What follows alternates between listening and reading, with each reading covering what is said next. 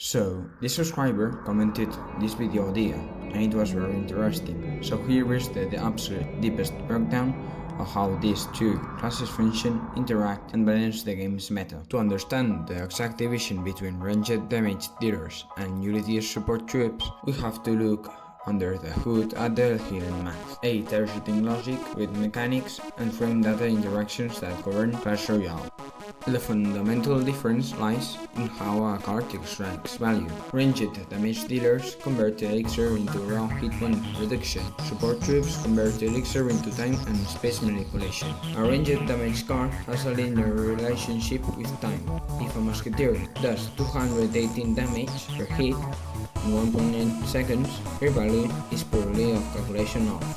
If she is blocked or distracted, her value drops to 0 because she cannot hit her target.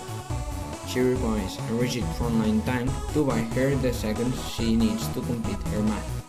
Support troops do not care about their own DPS, they amplify or decrease the DPS of other cards.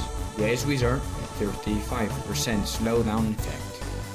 This is just not a visual cue, it effectively removes 35% of the enemy's total damage output per second.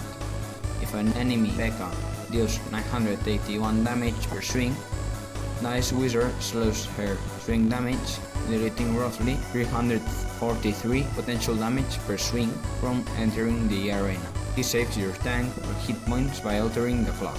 The Witch spawning frequency. The Witch spawns 4 skeletons every 7 seconds.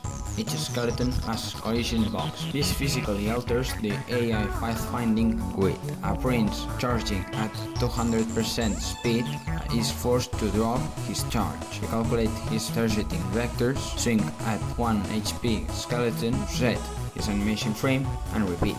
How you place these units on the arena changes completely based on their classification. Ranged damage units are fragile and possess high target priority for the opponent. The space directly behind your King Tower or Princess Tower paths, or safely behind the high HP tank. Support troops are placed to alter the trajectory of the attacking wave. The kite placement. A witch or a wizard can be placed in the opposite lane, because they have splash or spawn mechanics. They can pull aggressive units sideways, forcing the enemy to walk a longer distance through the closure, where both your Princess Towers can fire on them. Staggered placement. Zappies must be placed in a horizontal line or split behind the King Tower. If placed in a tight cluster, a single splash attack deletes all the 3. If staggered, their attack frames are offset.